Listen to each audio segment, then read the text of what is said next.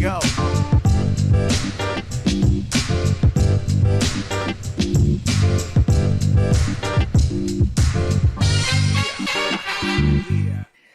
Limb.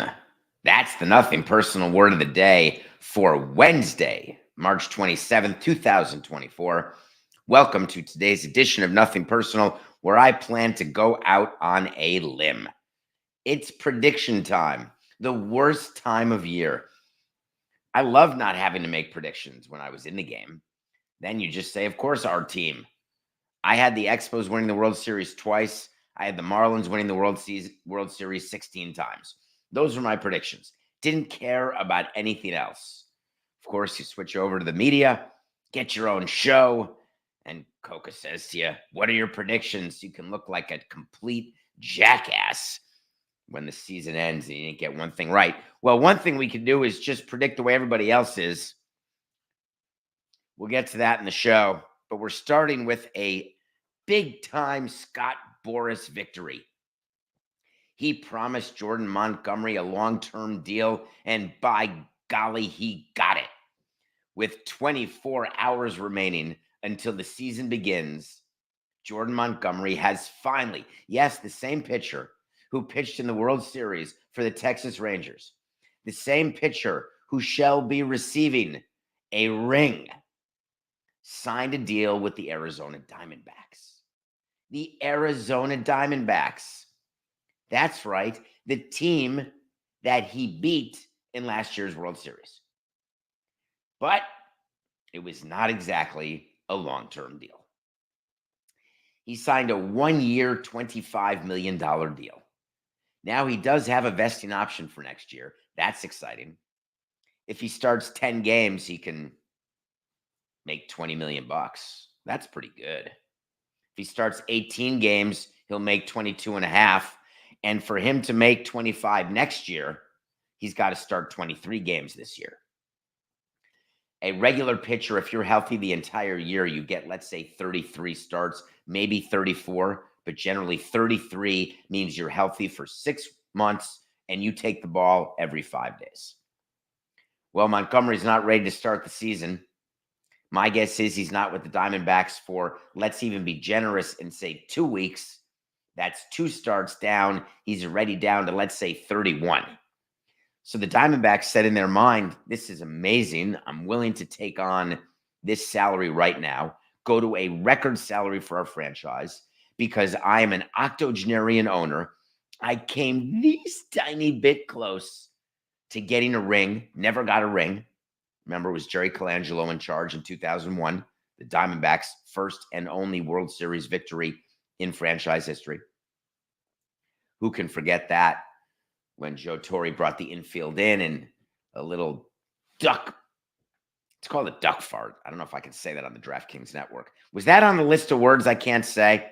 Someone get back to me on that. Beep. Diamondbacks win it in 0-1. That's the thing when you come so close, you just want to get it again. And then when you win it, you just want to get it again. Jordan Montgomery goes to a team that now has the depth to really make some noise this year. I wonder if Boras is happy that he is firming up the D-backs. He's not a big fan of Ohtani's agent, not a big fan that Joel Wolf has Yamamoto, the 2 players who really succeeded this offseason with their contracts. Boras's guys all were unmitigated short-term disasters. I thought that Montgomery would go back to Texas. I really did. I didn't think anyone would value him more. On February 14th, I told you in a wait to see that he would sign again with Texas, not remembering that if no long-term deals are available, it opens up other teams to nab him on a short-term deal. So Montgomery is there with the Diamondbacks. Boras ends his offseason with all 4 of the guys getting 1-year pluses. Opt-outs after 1 year. Bellinger could go up to 3 years, some players to 2 years. We got to watch Bellinger and Snell and Chapman, Montgomery.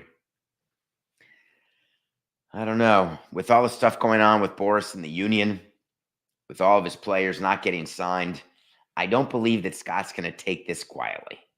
No one ever likes the end of their power. Have you ever noticed that? The way people fight right at the very end, they don't walk smoothly into the sunset. So few players do that. From a player standpoint, that manifests itself in playing 2 extra years when you stink, and then doing jersey exchanges for a season, and then retiring, getting a rocking chair. I don't count that as going out easily. All right, let's do some predictions. Before we get into specific team result predictions, I want to talk about some things that are going to go on during the course of this season that you should look for. And the reason I'm able to give you this list is these are things that, in my experience, always happen. So it's almost unfair. I was thinking back during all my years, did I ever have a season where this sort of stuff didn't come up? So, for example, I can tell you that whatever the sort of feeling is of health or the feeling is about PEDs and the absolute idiocy required for any player to take a performance-enhancing drug. And believe me, it's straight idiocy. There is no player who mistakenly ingests a PED. The most out of shape, tubby player knows exactly what he's eating. And believe me, they all know what's in the needle. This year, like every year, there will be at least one suspension of someone on a major league roster for a performance-enhancing drug. And I will again be forced to ask the question, why? There's also another thing that is almost guaranteed to happen. I will tell you it will happen. There will be a managerial firing in season, and there will be a general manager firing in season. We fired so many managers in season. Here's why. We thought we were better than we're playing. Therefore, it must be the manager. We thought the players we had were better than they actually are. It must be the general manager. I can't believe this guy's available. I'm tampering with him and I want him in my organization. I'm making a change. Those are the general 3 reasons why managers and general managers are fired, having nothing to do with the 4th, 5th, 6th reason, which I put all under ACUTE, acute. That means if there's a manager or GM charged with a crime, they're found out to have gambled, they're found out to have stolen, whatever, there's an acute reason, but that still would count for my prediction. But more likely, I think the manager and general manager firings happen because of a disconnect between what an owner thinks about his team and what his team actually is. I think you're going to see early trades this season. There are teams that are so obviously selling. Just look at the signings of some of the teams on the lower bracket. Listen, is it possible that Pittsburgh becomes the surprise team this year? Yes, it is. But they are very ready if they don't, with some one-year players who, if they play well, are ready to be jettisoned. When there are more buyers than sellers, what a team president does is get in front of it by telling his GM that we are willing to take on an ad earlier than what we had projected. Because in our budget, we assume trade deadline acquisitions. We do not budget for trade deadline selling. So we only budget to add money to the cash payroll at the deadline. But if you add in June instead of July, you're obviously adding more salary because there's more of the season left. I believe that more teams are budgeting to add more dollars earlier because in a market when there are more buyers than sellers, the best way to succeed is to be an EB, an early buyer. So I believe there will be early trades because there will be early buyers. I think that Groundhog Day is one of my favorite films. All the movies where sort of the same. Edge of Tomorrow, love that movie, where you just go through the same thing and you try to make little changes. I think the 2024 season is going to have one theme that's really similar to the 2023 season. I thought so all the way back on January 9th of this year, when I said if the Yankees don't make the postseason, Brian Cashman and Aaron Boone are going to lose their jobs. Now, sort of like guessing that one day it's going to rain, you're going to be right at some point. I've been guessing this now for 3 years. But this time I really mean it. If the Yankees don't make the playoffs, Boone and Cash are gone. And guess what? Spoiler alert for my upcoming picks. I have the Yankees as one of the biggest disappointments. Now, I know that seems harsh to put the Yankees, Mets, and Padres back in the same category, especially because the Yankees, Mets, and Padres didn't make the playoffs last year. They were the biggest disappointments last year. I don't know how you put the Padres and Mets as disappointments when the Padres lost Soto and Snell. The Mets are the Mets. But I do still think it will be a disappointment when New York and San Diego are left out of the playoffs. In terms of players' signings, I still have these pieces of paper, Coca. This is funny. Larry Beinfest and I, former president of baseball ops, or Mike Hill and I, former president of baseball ops, we would do a note exchange. So we would take a piece of paper, pretend it didn't say nothing personal on it, pretend it said Marlins or Expos. And we would write down right before the season started, like today's a workout day for teams. You are in your city where you're opening, whether you're home or on the road, and you go work out. Side note, the way the workouts go, the home team always wants to work out at the same time that the game is played. So if it's a 4:00 game, the home team wants to take batting practice in infield 4:00 today. And then the visitors get a choice. You can go before, you can go after. But home team gets to choose. We always like to choose when the game was played.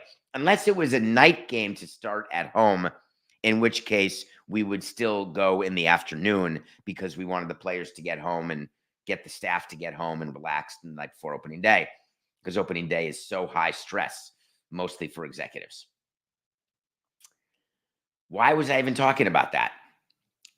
Welcome to Nothing Personal, where sometimes my brain just starts thinking of things to say, and it has nothing to do with where my head was. And then I wait for Coca to yell in my ear to say, you were just talking about which players are going to be a disappointment.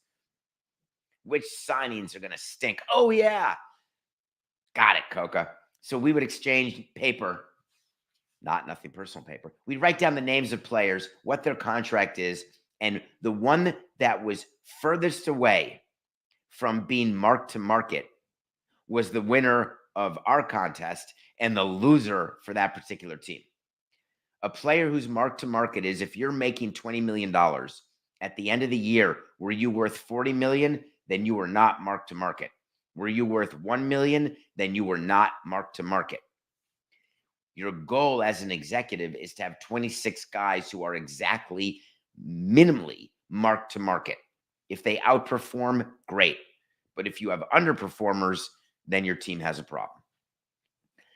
Everybody's super excited that the Padres traded for Dylan Cease. I think Dylan Cease is ripe to be a huge disappointment for the Padres because they thought they were trading for an ace, and I view Dylan Cease more as a 3. Definitionally, that's going to be a disappointment. 2, the Mets may be super excited to have JD Martinez. JD Martinez may be super angry that he couldn't get a bigger deal given the year he had last year.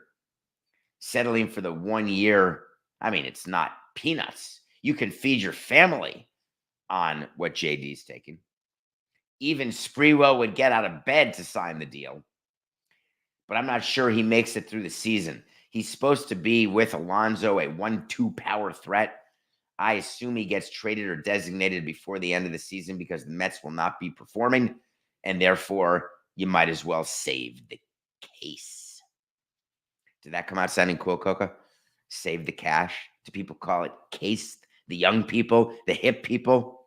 Next, I'm concerned about the Cubbies, and I love Chicago so much.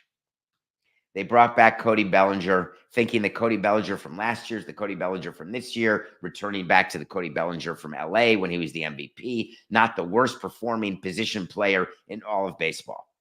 They didn't give him a ton, but I think that this will be the final year that Cody Bellinger even gets to speak directly to Scott Boras before Scott shuns him and gives him to one of his underlings because he's such an underperformer who can't make Scott money anymore.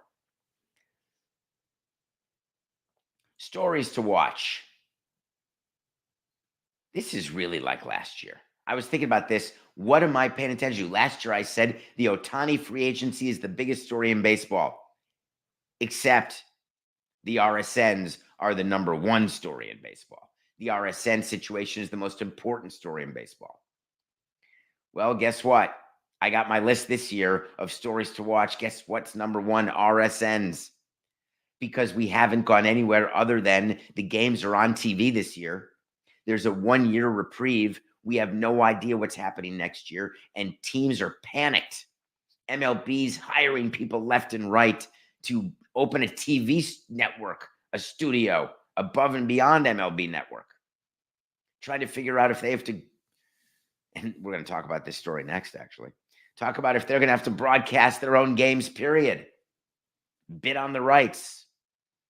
I'm also looking at Ohtani. Last year was the Ohtani signing. This year it's the Ohtani gambling. Either way, Ohtani, common thread, story to watch. 3, the labor situation. Can we talk about that for just a quick second, Coca? Every time you read about unrest in the union, every time you read about players who are signed or not signed, irregularities in the market, shock and awe over the lack of long-term deals, or shock and awe at the long-term deals that actually are signed, which means it's just shock and awe. In 2024, what's going on is called labor positioning. Labor positioning is a word that I've coined to say what baseball does, what owners do, and what players do as they begin to head into the preliminary discussions of a new collective bargaining agreement.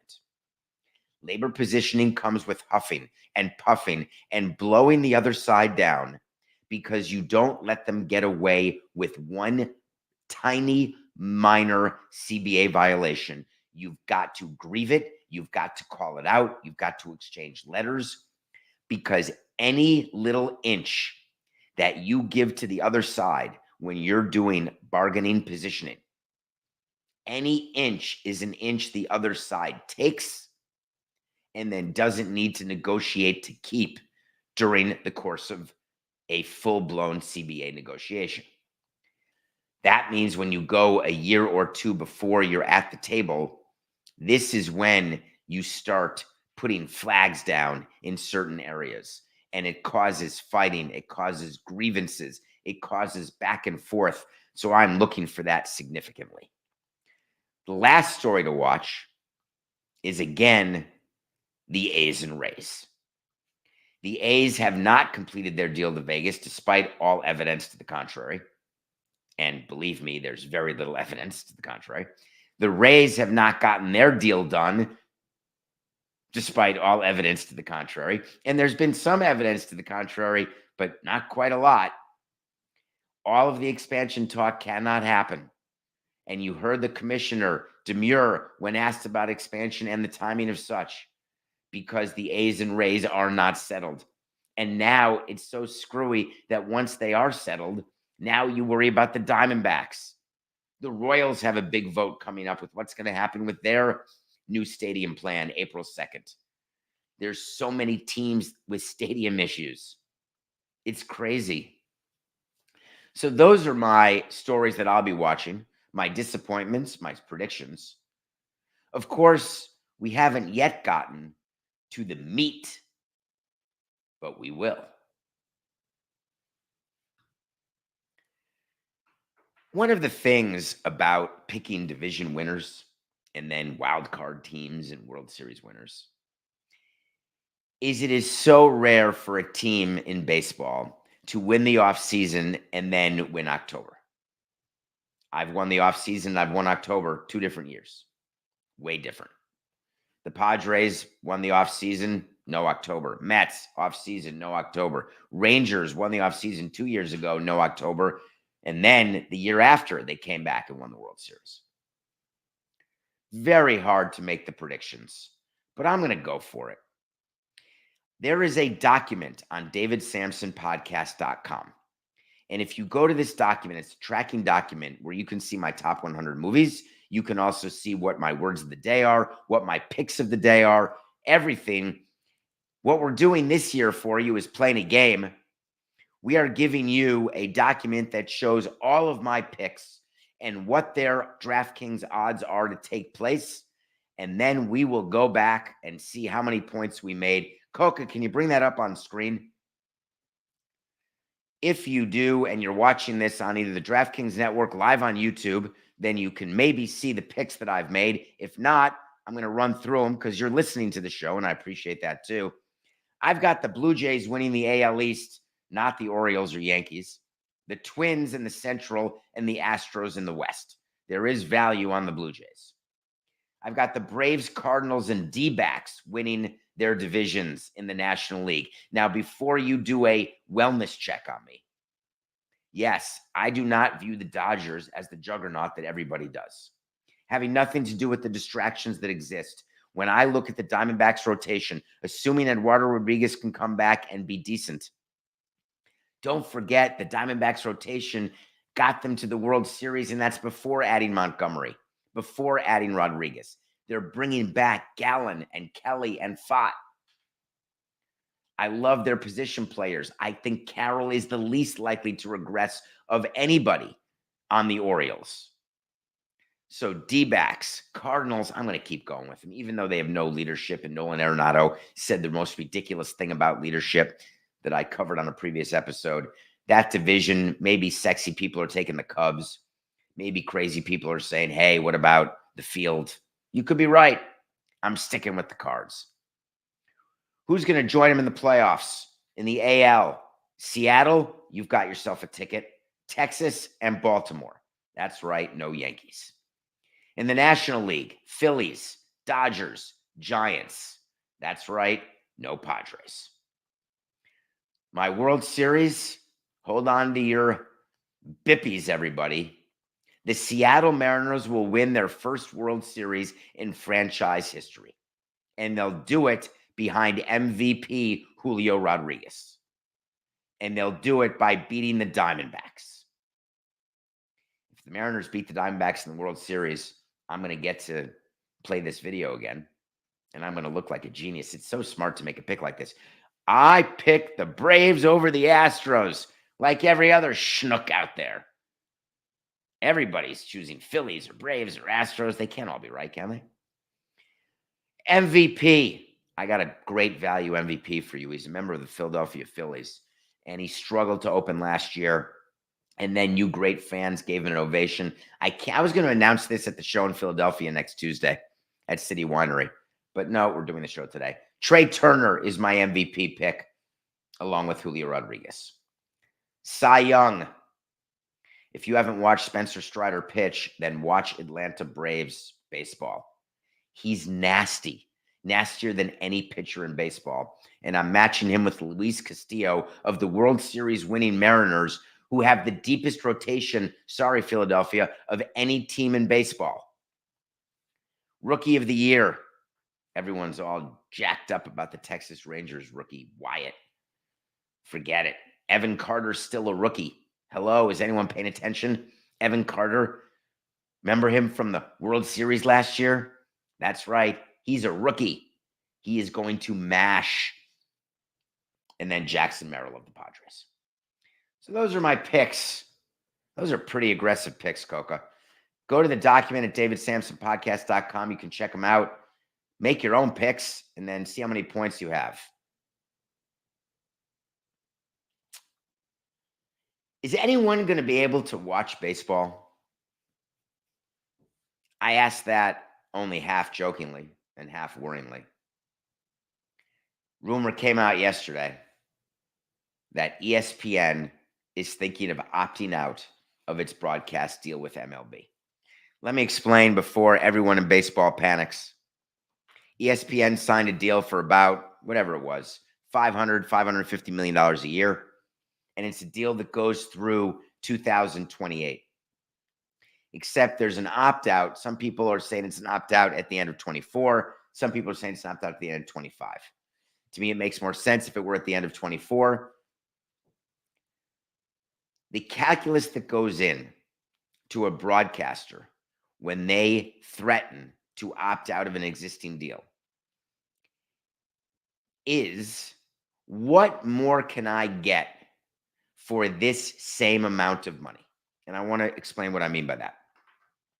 When a player has a contract, like all the Boris clients that allow for an opt-out, the only reason a player opts out of his contract is when he is tampered and he knows that he can get more from either his same team or another team. Then he opts out and re-signs.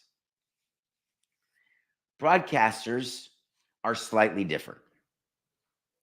MLB knows that ESPN doesn't want to drop baseball. They don't. ESPN loves the Sunday night game, not as much as they love the playoffs. They love having the hours. In a world where content matters and they're trying to promote other platforms like ESPN Plus, if the provisions of the original broadcast deal do not allow for the streaming of certain games, for the exclusive streaming of certain games, there are certain things that ESPN wants to do because the world has changed so much since that deal was originally signed. By threatening to opt out, what they're really doing is calling baseball and saying, "Hi, my name used to be John Skipper. Now it's Jimmy Pitaro. I would like you to consider the following three things. One, we'd like to have an exclusive playoff game streaming on ESPN Plus.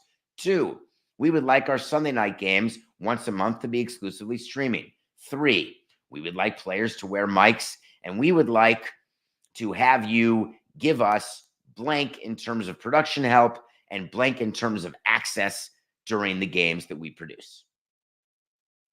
MLB says, well, none of that's part of the contract. Oh, thank you for mentioning that. We're going to opt out of that contract, and then you're going to have to negotiate with us, and I'm telling you what we're demanding. And if you don't do it, you're not going to be able to replace the $540 million that we give you with Peacock. You can't even get a weekly deal with them right now, Apple TV Plus, or your own network. So my name is ESPN, and I've got leverage.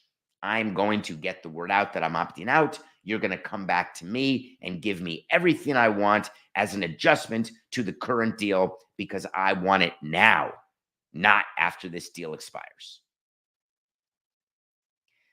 That's what I think is going to happen. Is it a worry for owners? It's all a worry.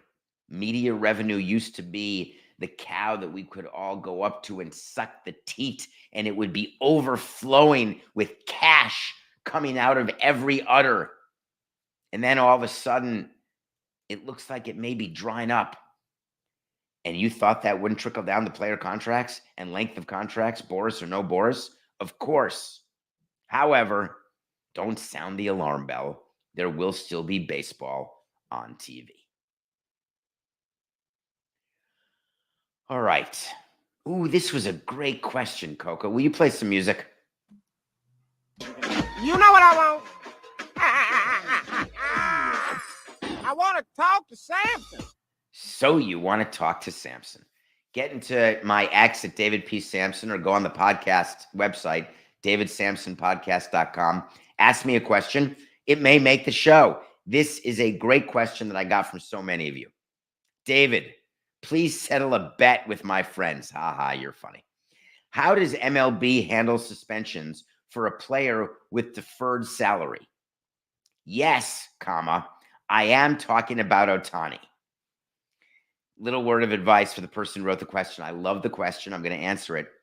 But I knew you were talking about Ohtani. You knew that I'd know that you were talking about Ohtani. If you know that the other person knows that they know that you know, then leave it be. You don't have to confirm what's already known. I appreciate that you asked. Let me be clear. Shohei Ohtani is making $2 million this year. It's causing some confusion because people thought he was making 70. But the way his contract is that he's got $2 million this year, and 68 of the 70 is deferred until 2034. And this is what his years will look like for the next 10 years. So he's making $2 million a year for 10 years, then 68 million a year for the next 10 years. The way players get paid is based on a daily rate. I had not put it that way before. It sounds horrible. Hey, what's your hourly rate? So the daily rate is based on the number of days in the championship season, not the number of games. So it is not true that players get paid per game. They get paid per day. So what you do is you take the salary and you pay it over 186 days. That's the number of days in a championship season. So if any player is suspended for 1 day, they lose 1/186th of their salary. Were that player to be Ohtani, he would lose 1/186th of $2 million, and then 1/186th of the $68 million that he's getting in 2034. Because the way baseball and the union look at the deal is no deferred comp. You're getting it all now. So I hope that helps answer your question. He will lose 1/186th of 70 million, but he doesn't have to pay that right now. He only pays 1/186th of 2 million now, and then 1/186th of 68 million later. I cannot believe how quickly the Dodgers have continued to throw Ohtani's interpreter under the bus. Did you see what Dave Roberts said yesterday, the manager? He did not get the clarity he sought from Ohtani's statement reading. He wanted clarity, lack of distraction. So he's trying another tack today. He's trying hey, things are way better without Mizuhara here. It's like we can talk to Ohtani without a middleman. It's like there's no buffer between us. What a bunch of horse hockey, Dave. Ohtani is the same player with or without Ipe. If you wanted to talk to your player, you go talk to your player. You think that the new translator is not going to be around Ohtani the entire time? You are incorrect. Meanwhile, I cannot believe that no one can find out where Ohtani has reported this massive theft. ESPN is doing a great job, so are so many other outlets trying to figure out, hey, $4.5 million got stolen. We reported it to the authorities. Where? Which ones? Everywhere we check, no dice. More to come on that story. All right, let's take a break. When we come back, we're going to talk about whether Martin Freeman and Jenna Ortega should be a couple. And then we're going to talk about something that happened in Utah that is an absolute disgrace. We'll be right back.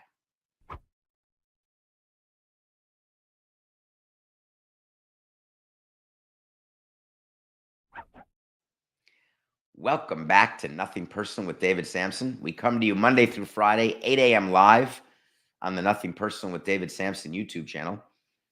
We're also on DraftKings Network. You may be watching us right now, and it may be 10:34 Eastern time if you are. I watch a movie every single day. I watched Miller's Girl the other day. Miller's Girl stars Martin Freeman. He was in Fargo. You've seen him before.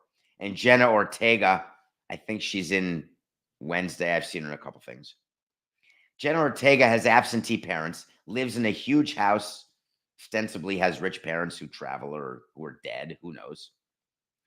Walks to school every day, is a high school student who somehow befriends a teacher. Like we haven't seen this before. Hot for Teacher. Coca, do you know that song? Anyway, Martin Freeman plays Mr. Miller, and the reason it's called Miller's Girl is because she becomes Miller's Girl. Now, they don't have sex or anything, but it's almost like Scarlett Johansson and Bill Murray in Lost in Translation. The level of intimacy is even more significant than if they had sex. I found it to be, what's Coeur d'Alene? I don't know what that is that you're saying, actually. Oh, that's the place in Idaho. Like, that's where the Iron Man is, Coca. Why are we talking about that now? Coca, I'm out of practice. I apologize. Cut that out. All right, we can do that. Here we go. 4, 8, 69. The thing about the movie with Martin's girl all right, ready? 3, 6, 9. The thing about the movie with Martin Freeman called Miller's Girl is that I had the creepiest feeling the entire time watching it. And all I was thinking is, how did this get made? Who thought this was appropriate? This isn't the 80s. This is 2023 or 24. I kept watching it because I don't stop watching movies. You know that. But here's my advice to you. Skip it. If you want to see Ortega, watch Wednesday. You want to see Freeman, watch Fargo. You don't need to watch them together. I felt like I was watching clips from Horace Mann in the 80s. All right. You want to talk about Coeur d'Alene? I was always too scared to do the Iron Man there. I mean, I did Hawaii. That's supposed to be the scariest of all. But they have a very famous Iron Man there. Let's talk about what happened with the Utah women's basketball team. And I'm just going to ask a question. We got a breakdown of our listeners, where you are, as much as we can learn about you. I appreciate the diversity of people who are watching this show. Age, color, gender. I appreciate all of it. I'm humbled by it. So much so that we're taking the show on the road because we want to be in front of you and thank you in person. In Philadelphia next Tuesday, we'll start at City Winery. You can get tickets and watch how we do a unique show live. But I'll tell you, I have never been able to figure out, and this is obviously such a sensitive subject and so difficult, and we've covered it because we do that on Nothing Personal, what it is about people that feel the need to be racist. When my view is live and let live, who cares what color anyone is? I was the opposite. I just wanted the best at your job. I don't care what color you are, what age you are, what sex you are, gender. Do your job well, and you're great for me. The Utah women's basketball team was forced to stay at a hotel in Coeur d'Alene. That's Idaho. That's 30 miles away from where they were playing in Spokane. Police escorts back and forth because NCAA rules. You can't stay more than 30 minutes out from your arena. This was right on the edge of that. The women's basketball team is walking to dinner. A truck comes by and yells the N-word at the players. What is that? What, you felt really good about yourself? You thought that black basketball players were taking over your town. You were worried for your job. You were worried for the purity of your place. Explain to me. They go in to have dinner. They're completely shaken up, as they should be, despondent, angry. They walk out of the restaurant, and there's 2 other trucks revving their engines like they're really cool, yelling the N-word again at them. I thought about this last night, how I wanted to present this topic. I feel like I'm yelling into the wind, yelling into the abyss. And all I'm trying to do is talk to the kids. I'm not talking to the A-Rod in that truck or in those trucks. You're a lost cause. You'll eventually get old and die. See you later. I'm talking to your kids. Is that the way you want to be? Change it. Be the first generation of a normal human person in your family. Where I am politically, does that matter? Where you are politically, does that matter? People give the excuse, oh, Idaho is a very far right place. I could give a rat's pituitary gland where you are politically. Racism isn't on the political spectrum. It shouldn't be on the political spectrum. The coaches, the players, there were statements done. Utah had to release a statement. officials on task forces, the police, the mayor. Everybody's releasing statements.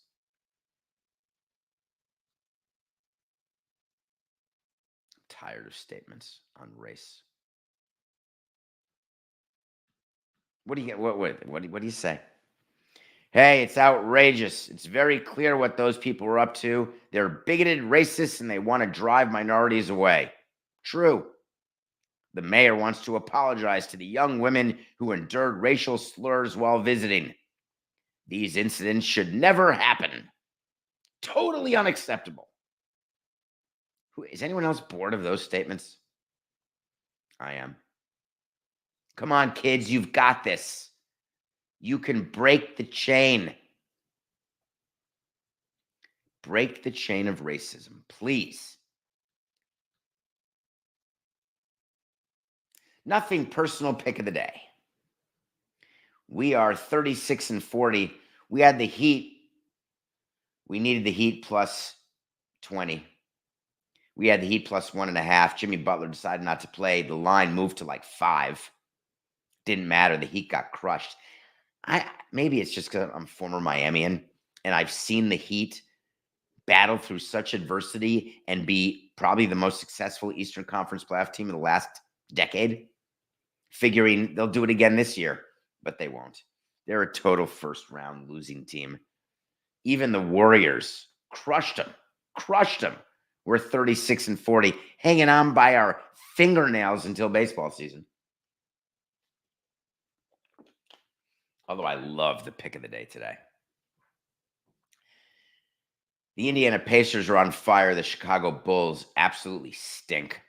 The Pacers are giving 2.5 to the Bulls. It doesn't seem to matter whether you're on the road or at home. So we're taking the Pacers, and we are laying the points. That is the nothing personal pick of the day. I love owners' meetings. Absolutely love it. I would go to them. They were 4 times a year, so 18 times 4 is 72. I'm pretty sure I didn't miss one set of owners' meetings because you're on committees. Things happen.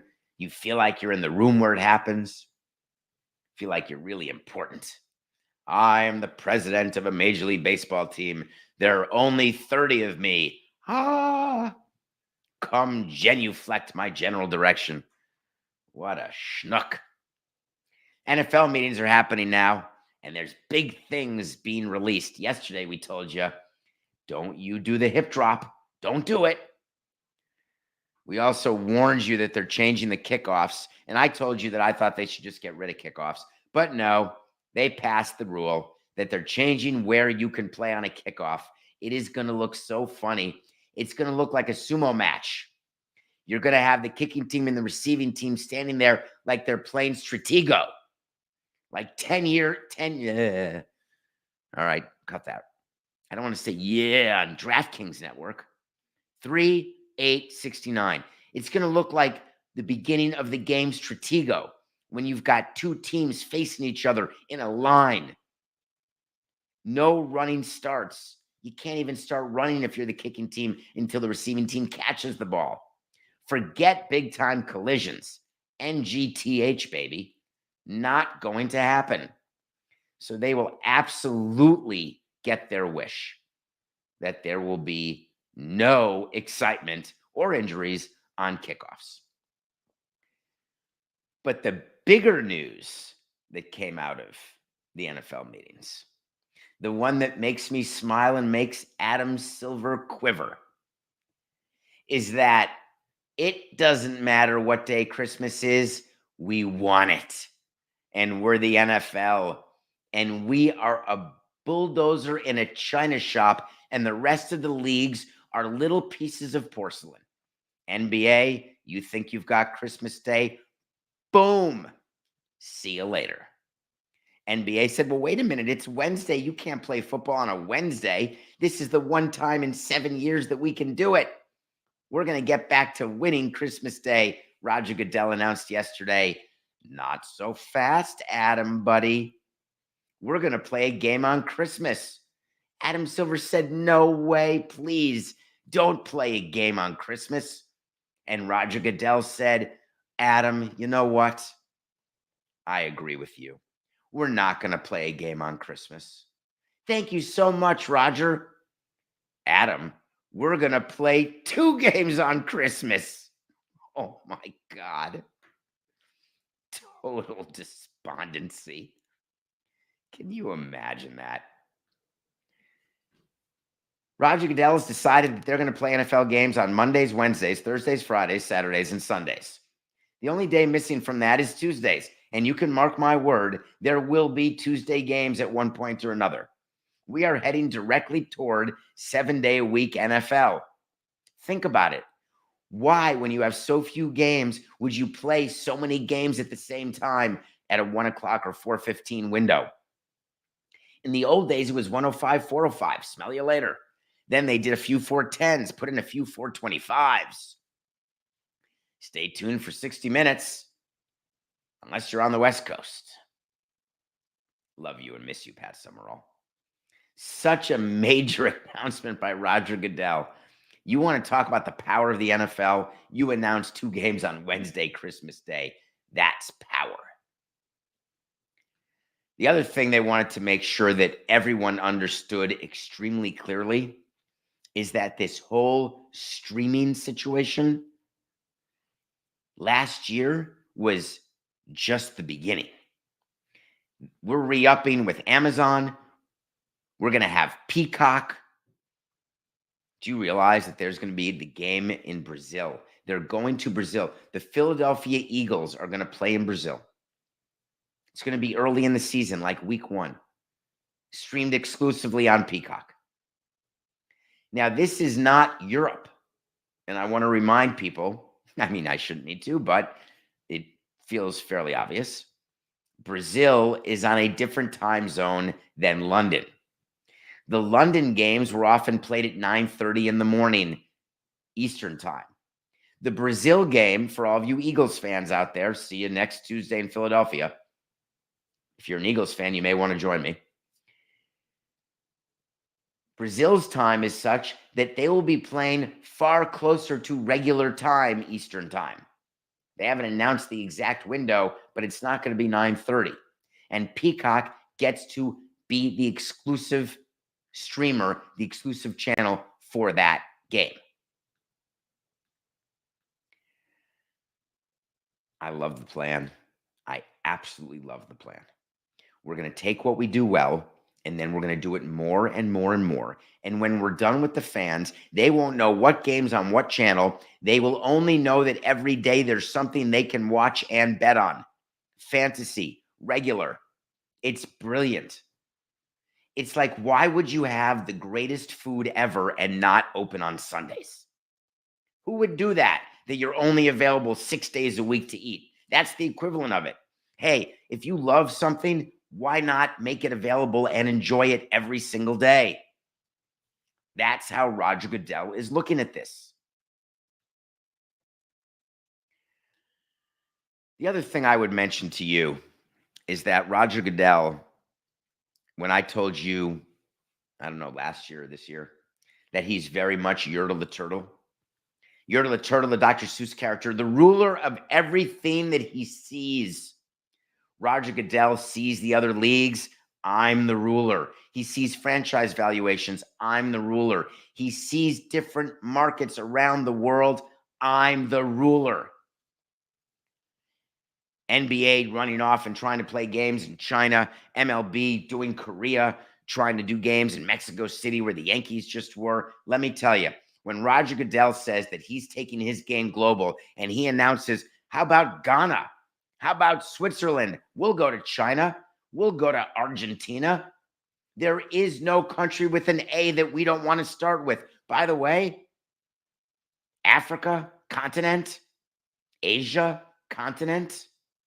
Austria, country. Argentina, country. You getting what I'm saying here? Roger Goodell is going to start at A and go to Z. And he's not going to stop until his franchise valuations have lapped the other leagues. When his grasp of the American and national and international revenue chokehold is his. Roger Goodell left those owner meetings. He looked right at you in the camera. He looked right at you as a fan of the NFL and said, "It's just business. This is nothing personal."